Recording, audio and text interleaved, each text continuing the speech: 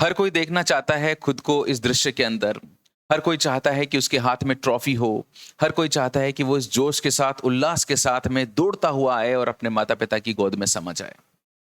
लेकिन ऐसा क्या सब लोगों के साथ में हो पाता है?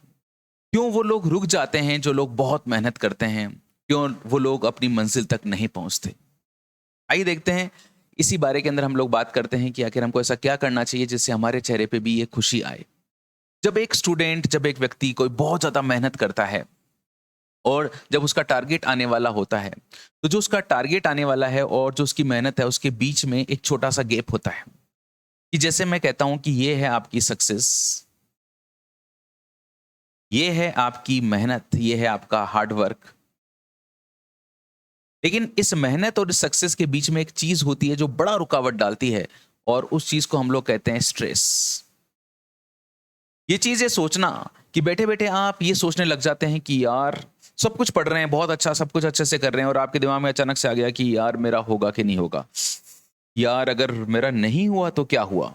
होगा, है ना? अब ये जो चीज़ है ना, ये चीज़ अब आपके अंदर स्ट्रेस डेवलप करती है और ये स्ट्रेस कोई और डेवलप नहीं कर रहा है, ये स्ट्रेस आप खुद डेवलप कर रहे हैं और ये एक खतरनाक लूप है और इस लूप के अंदर फँस के जो है एक व्यक्ति की स्थिति ऐसी हो जाती है कि जैसे हवा का जो भंवर होता है, उसके अंदर वो फँस जाता है। उसकी सारी मेहनत जो है, वो ट्रैप हो जाती है और वो व्यक्ति जो है गुम हो जाता है असफलता की गहराइयों में। तो क्या तरीका है जिससे कि हम निकल सकें? ये जो स्ट्रेस होता है, ये खुद को बहुत भारी बना देता है हमको, इतना भारी बना देता है कि ये सफलता है, ये हमारी मेहनत है, इतनी सी दूरी हम लोग तय नहीं कर पाते हैं। क्या किया जाए यार? क्या किया जाए कि हम ऐसे हो जाएँ?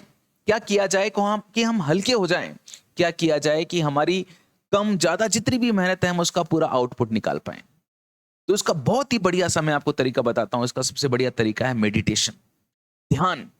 ये जो मेडिटेशन है ना, इसका मतलब आखिर क्या है? मेडिटेशन का मतलब ये नहीं कि आप बैठ गए हैं और जो है बिल्कुल ऐसे ध्यान कर रहे हैं, कोई आपके कमरे में नहीं है और आप 1-1 2-2 घंटे बैठ के ध्यान कर रहे हैं, मैं आपको ये नहीं कर रहा हूँ। मेडिटेशन का मतलब होता है अपने दिमाग को, अगर आप वास्तव में अपने दिमाग को प्रफुल्लित करना चाहते हैं, उसको एनर्जाइज करना चाहते हैं, उसको फर्टाइल बनाना चाहते हैं, है ना? तो आप लोगों को क्या करना पड़ेगा? ध्यान करना पड़ेगा। ध्यान करने का मतलब होता है खुद को डिस्कनेक्ट कर लेना। किसी भी सिचुएशन से डिस्कनेक्ट कर लेना, अपने दिमाग को काम कर लेना, कूल कर लेना। ठीक है? अब बोले कि इतना आसान तो ये है नहीं। ये बहुत आसान है, इससे आसान कोई काम ही नहीं है।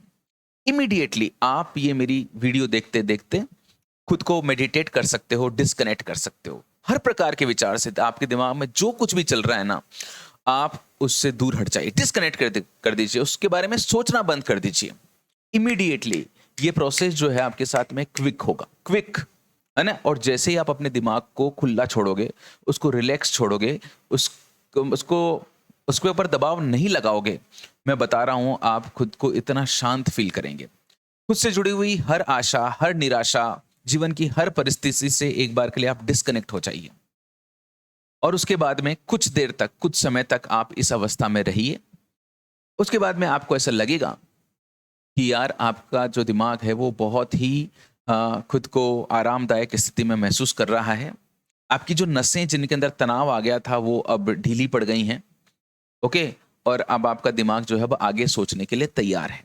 हमेशा एक बात का ध्यान रखना कि एक जो रिलैक्स्ड माइंड होता है, वही एक आउटपुट देता है, वही एक्टिवेटेड माइंड होता है। एक्टिवेटेड माइंड वो नहीं होता जो दुनिया भर की फालतू का कचरा खुद के अंदर बसा के रखता है। एक्टिवेटेड माइंड वो होता है जो शुद्ध होता है, जो निर्मल होता है, जो गंगा की धाराओं की तरह बहता जाता है। चाहे कितने ही बीच में पहाड़ आएँ, चाहे कोई भी रुकावट आए, उसके अंदर किसी प्रकार की कोई जो है उसके प्रवाह में बाधा उत्पन्न नहीं होती है। तो आप एक बार के लिए मैं कहना चाहूँगा खुद को डिस्कनेक्ट कीजिए।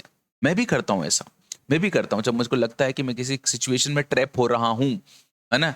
तो डिस्कनेक्ट कर लेते हैं खुद को, उस सिचुएशन के बारे में सोचते नहीं हैं। इसका मतलब ये कतई नहीं है कि आप अपने एग्ज़ाम के बारे में सोचना बंद कर दें। मैं आपसे कह रहा हूँ कि कुछ देर आप ऐसा कीजिए। है ना? और ऐसा करने के बाद में, ऐसा करने के लिए ज़रूरी नहीं कि आप अलग से कमरे में बैठे, आप अपनी पढ़ाई करते-करते भी काम कर सकते हैं।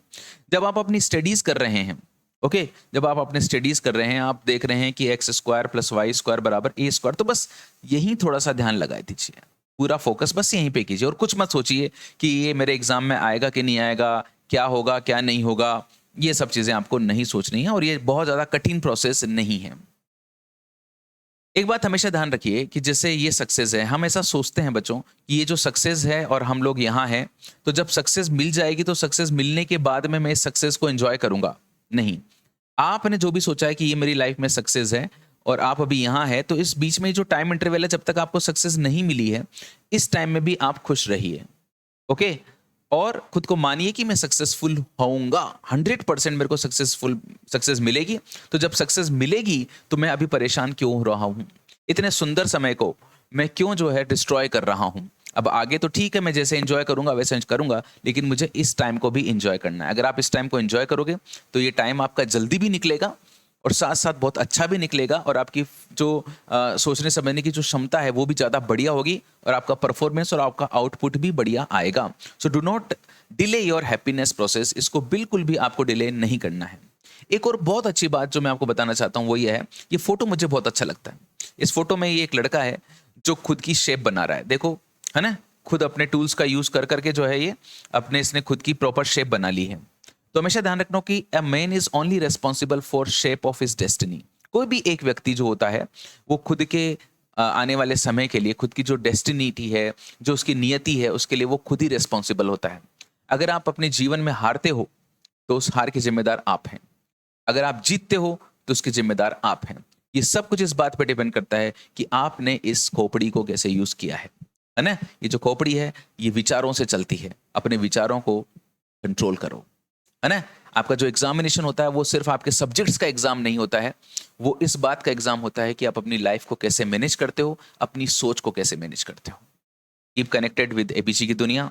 मैं अरुण प्रकाश गौड़ हमेशा आपके साथ में हूं और समस्याएं किसके नहीं होती, लेकिन जीतते वही हैं जो उनका सही समय पर समाधान कर लेते हैं। Wish you all the best for your bright future. मैं आपके सुंदर भविष्य की कामना करता हूं। Love you so much.